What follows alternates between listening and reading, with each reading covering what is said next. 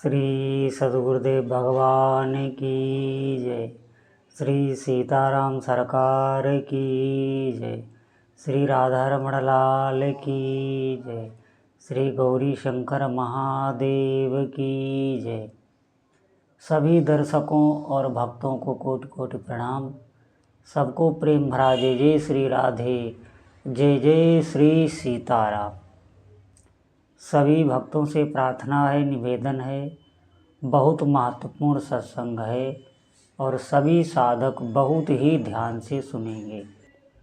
देखिए, अगर आप इन दुखों से, इस भयावह संसार से छूटना चाहते हैं, अगर आप चाहते हैं कि हमारा ये जीवन जो अब बचा है वो शांति से कटे और सुख से कटे, तो इस बात को आप बहुत गौर से सुनना, बहुत ध्यान से सुनना।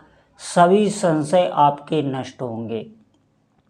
देखिए, ये जो संसार है जिसमें हमने जन्म लिया है, यहाँ पे जो भी हो रहा है वो सब पूर्व निश्चित है। इस बात को आपको मानना होगा। हम जो कर्म करके आए हैं, शुभ या अशुभ, वो ही भीतर से हमको प्रेरणा देते रहते हैं, वही कराते रहते हैं। सबके लिए नहीं है, ये उनके लिए नियम नहीं होगा जिन्होंने भगवान के नाम को पकड़ लिया, अपना जीवन बना लिया है।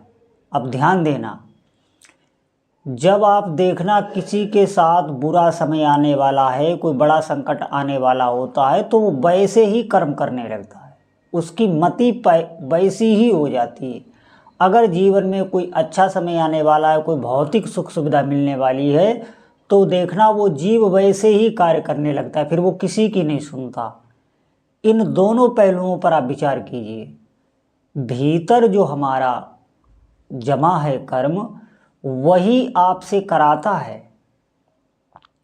इसीलिए कहा गया है काल, कर्म और स्वभाव। काल जो समय है, कर्म जो हमारे भीतर जमा है, स्वभाव उसी से हमारा स्वभाव बनता है। वैसी आदत हो जाती है, वैसा ही आप करने लग जाएंगे। इसी को स्वभाव कहते हैं। ध्यान देना, इस संसार में सुख और दुख ही जीव भोगने आते हैं। सुख अच्छे कर्मों का परिणाम, दुख बुरे कर्मों का परिणाम। अब आप ध्यान देना, जैसे जितनी हमारी आशा रहती है इस संसार से सुख की, उतना सुख मिलता नहीं है। जैसे जो भी आपकी आशा बनी है, और आशा हमने देखा है कि मरते दम तक इस संसार की रहती है, तभी जीव इस संसार में लगा रहता है। वो सोचता है अब आगे मिलेगा सुख, आगे मिलेगा सुख। ऐसे ही वो कर्मों में प्रवृत्त रहता है और उसका समय निकलता चला जाता है। इसीलिए कहा गया है ये जो मृत्यु लोक है, ये सब माया का क्षेत्र है। आप उसी में फंसे रहेंगे, वही आप करते रहेंगे। आपको बिल्कुल ऐसा नहीं लगेगा कि हमें भजन भी करना है। और जब कोई ये बातें भजन की सुनता है तो वो भजन में प्रवृत्त होता है, और ज्यों ही वो भजन में प्रवृत्त होता है तो भजन नाम जब सबसे पहले उसके अशुभ कर्मों पर प्रहार करता है, अशुभ कर्म उसके नष्ट करता है। तो थोड़ी बहुत जब बाधा भजन में आती है, जैसे उसका मन ही विक्षेप करने लगे या कोई छोटी मोटी बाधा भजन में आए, तो देखना उसके अशुभ नष्ट हो रहे हैं, लेकिन वो समझ नहीं पा रहा। वो ये समझ रहा है कि मैं भजन कर रहा हूँ तब से क्लेश बने हुए हैं, तो वो भजन ही छोड़ देता है। बहुत अज्ञानवशी होता है। इसीलिए मैं आपको बार बार ये बात समझा रहा हूँ कि आप नाम जप कीजिए, इस कर्मों के प्रवाह को आप काटिए। सुख दुख कुछ नहीं है, सुख दुख हमारे कर्म ही हैं, उनसे ये मन सुखी दुखी होता रहता है। मैं सच आपको बता रहा हूँ, आप भजन कीजिए, आप इतने विवेकवान हो जाएंगे, कोई भी दुख आपको परास्त ही नहीं कर पाएगा, छू तक नहीं सकेगा। इतने आप सुरक्षित हो जाएंगे, और जो भी जीवन है वो बहुत आनंद से भगवान के प्रेम में कटेगा। इससे बढ़कर इस दुनिया में कोई भी वस्तु नहीं तो आप दुख से बच नहीं सकते। आप इस दुनिया में देख लें, जिन्होंने सब संपन्नता प्राप्त कर ली, सब भौतिक सुख सुविधाएं प्राप्त कर ली, तो क्लेश उनके दूसरे रूप में उनके यहाँ जन्म ले लेते हैं। अगर उनके पास अब भौतिक सुख सुविधाएं हैं तो रोग के रूप में क्लेश आ जाएंगे। रोगों में उनका धन खर्च होगा, अवसाद, चिंता, भय, कई प्रकार की मतलब इस संसार में दुख के अलावा कुछ नहीं मिल सकता। इस बात को आप गांठ बांध लें। और आशा यही लगाए रहते हैं कि आगे मिलेगा आगे मिलेगा, इसीलिए कर्मों में प्रवृत्त रहते हैं। और आप जप कीजिए, आपको स्पष्ट पता चल जाएगा कि सुख कहाँ है। सुख सिर्फ और सिर्फ भगवान के चरणों में है। और जितनी आपकी जीने की व्यवस्था है वो नाम भगवान स्वतः आपके बगैर कुछ कहे ही पूर्ति करते रहेंगे। आपको कहना नहीं पड़ेगा। भगवान श्री नाम आपको बगैर कहे सब वस्तुएं भेजते रहेंगे।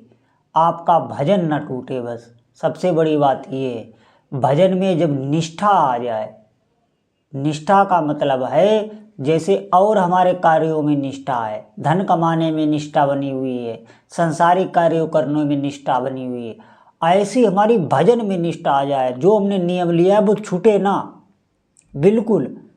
इस निष्ठा के बाद रुचि उत्पन्न होती है। जब रुचि उत्पन्न हो जाए तब आप समझना कि अब हम स्वस्थ हो रहे हैं।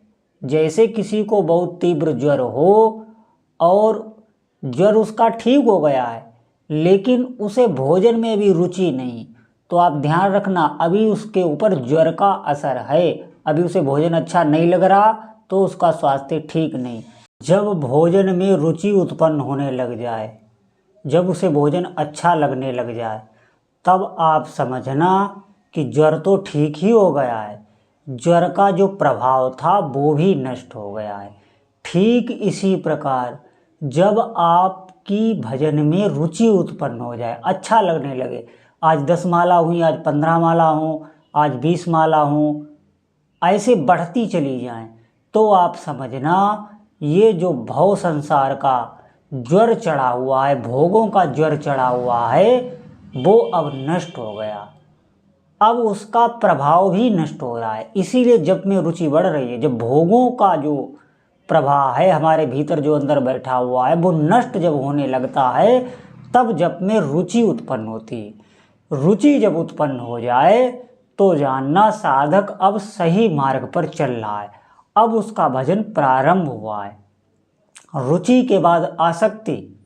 आसक्ति होने पर जैसे हमारी संसार में विषयों में आसक्ति हो, तो आप देखना स्वतः ही मन भाग जाता है।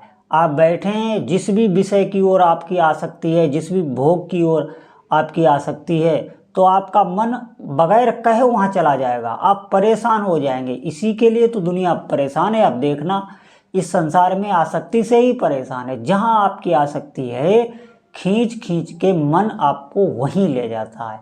ऐसे ही आसक्ति जब भजन में हो जाएगी, आप बैठे हैं, आप चल रहे हैं, आकस्मिक आपके साथ आपका ध्यान जप में चला जाएगा, लगेंगे आप, निश्चित मानिए। आप बैठे बैठे चलते फिरते ऐसे ही जप में डूब जाएंगे, एकदम भावावेश आएगा और आप जप में डूब जाएंगे, तन्मय हो जाएंगे। ये अचानक से होने लगेगा। ये बहुत ऊंची स्थिति होती है और आप यहाँ तक पहुँच सकते हैं। इसके बाद फिर भाव, फिर प्रेम, ये बहुत आगे की ऊंची की स्थिति है। अभी हमें रुचि तक पहुँचना है। आपकी जप में रुचि हो जाए, जब आपको अच्छा लगने लगे, जब यूं ही आपको अच्छा लगने लगेगा, निश्चित मानिए आप सुरक्षित हो गए। अब आपका भजन छूट नहीं सकता, क्योंकि थोड़ा सा भी भजन में जिस जीव को स्वाद आने लगा है वो फिर संसार में नहीं फंस सकता। इतना उसमें सुख ही मिलता है कि संसार के सारे सुख फीके पड़ जाते हैं। भले आपकी ये बातें समझ में ना आ रही हों, जो भी साधक भजन कर रहे हैं वो हमारी इस बात को समझ रहे होंगे।